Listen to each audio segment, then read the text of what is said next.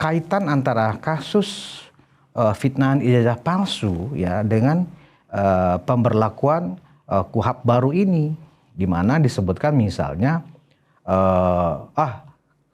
kalau dengan penerapan KUHP baru ini kasus Roy Suryo bisa jadi nggak dipenjara karena ada mediasi yang diatur dalam KUHP baru ini ya, atau restoratif justice.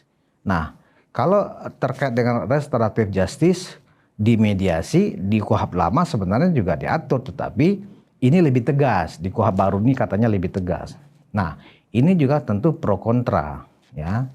Pro kontra dalam arti antara yang mendukung aktivitas Roy Suryo yang hingga kini, Roy Suryo dan kawan-kawan ya maksudnya, yang tetap meyakini dengan tuduhannya ya, dengan fitnahannya misalnya bahwa Pak Jokowi itu bukan lulusan UGM, Pak Jokowi itu misalnya ijazahnya palsu.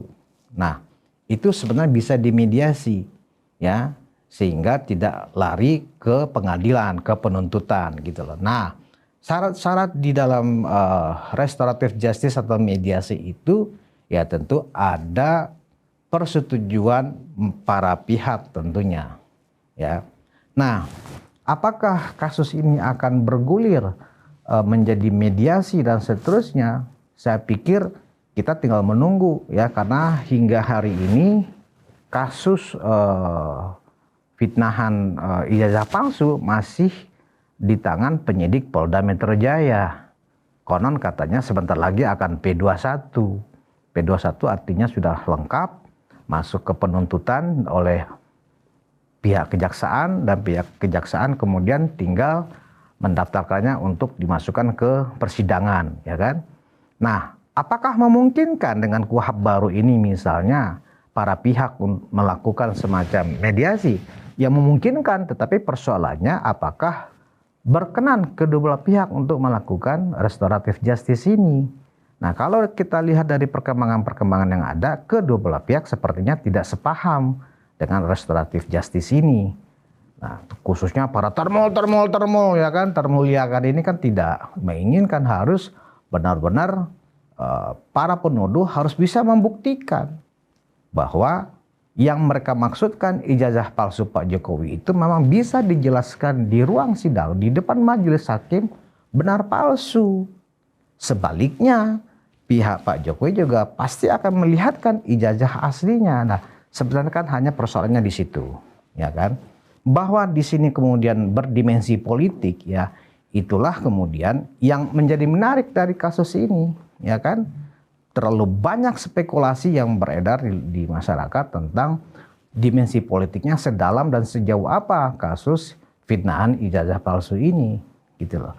Nah, jadi apakah KUHP baru ini memastikan adanya mediasi? Tidak ada yang dipastikan, tetapi dimungkinkan manakala memang kedua belah pihak bersepaham. Tentu saya meyakini ya Pak Jokowi sendiri dalam beberapa kali statementnya menyatakan ya tidak ada, ini harus diselesaikan sampai ke pengadilan ya, karena ya pernyataan pihak Roy Suryo dengan ada semacam kuantifikasi keyakinan, misalnya 100%, 1000%, 1000 triliun persen. Nah, ini kan mengerikan. Masa segitu yakinnya sih ijazah Pak Jokowi itu palsu dengan persentasenya yang nggak masuk akal gitu loh. Nah, artinya apa? Ya kalau memang sudah berkeyakinan seperti itu ya memang harus dibuktikan bahwa Pak Jokowi yang mereka tuduh sebagai memiliki ijazah palsu itu terbukti. Manakala memang tidak terbukti ya itulah istilahnya ancaman pidana menunggu gitu. Nah, yang menarik lagi adalah tentang salah satu ancaman pidana selama ini adalah satu penjara, denda, ya kan? Dan sekarang ini ada baru nih, selain penjara dan denda misalnya juga ada atau kalau di perdata ada ganti rugi, ya kan? Nah, kalau sekarang ini ada juga istilahnya dengan kerja sosial. Nah, ini menarik juga nih untuk kasus-kasus yang dianggap ringan, Ya misalnya pencurian ya, bukan pencurian skala besar ya, misalnya ketahuan ini nyopet kan mencuri itu.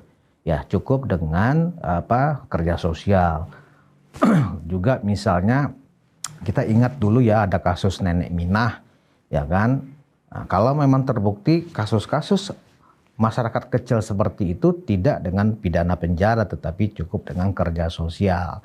Nah, seperti apa nanti implementasi ya dari kerja sosial itu, barangkali nanti itulah tugas pemerintah untuk membuatkan semacam peraturan pemerintahnya untuk mengimplementasikan penerapan pasal-pasal yang ada di di dalam KUHP baru ini. Nah, bahwa di Mahkamah Konstitusi sudah ada lebih dari 10 ya judicial review yang masuk ke Mahkamah Konstitusi yang sudah terdaftar ya, itu menunjukkan bahwa KUHP ini baru lahir langsung kena judicial review atau peninjauan ulang kembali ya kan. Nah, itulah tugas konstitusi Mahkamah Konstitusi ya, yang kami anggap selama ini Mahkamah Konstitusi juga sebenarnya perlu direformasi ya kan. Nah, tetapi kita karena memang ini mekanisme adalah mekanisme ketatanegaraan, sistem kenegaraan kita tetap harus jalan.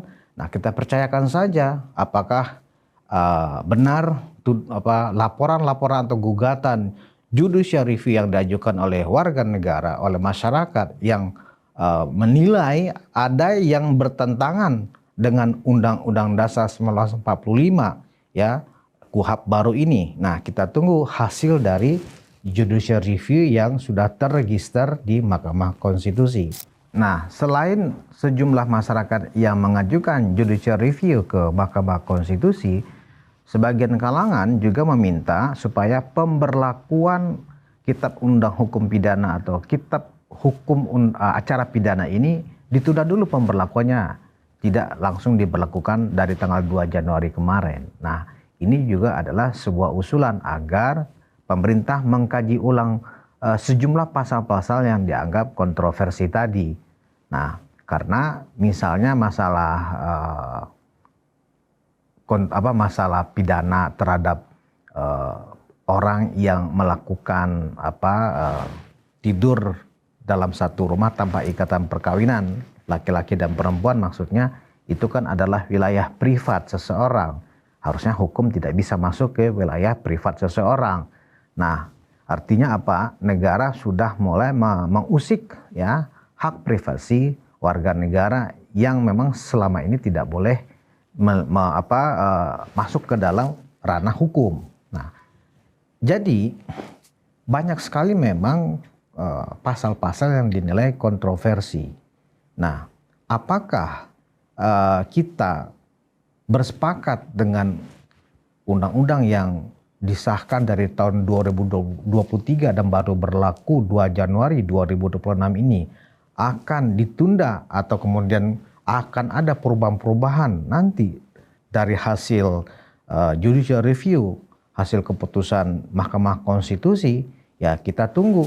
Sebenarnya masih ada beberapa pasal lagi yang menurut saya juga baru, misalnya ketegasan dalam undang-undang KUHP baru ini, ya Bang, KUHP baru ini maksudnya adalah ada semacam larangan tegas dari hukum kita ya, misalnya di dalam mengganggu atau menghasut yang bersifat menyinggung agama atau konflik yang berpotensi disebabkan oleh karena penghinaan agama yang berlaku di Indonesia.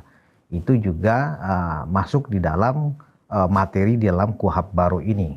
Dan juga ada larangan yang tegas juga ya yang diatur oleh KUHP baru ini tentang larangan untuk menyebarluaskan ya paham yang bertentangan dengan Pancasila. Misalnya dari Marxisme, Leninisme dan seterusnya itu dilarang, dan ajaran-ajaran yang bersifat melawan ya kedaulatan dan dasar ideologi Pancasila. Itu jelas juga dianggap sebagai pelanggaran pidana dalam undang-undang KUHP yang baru ini.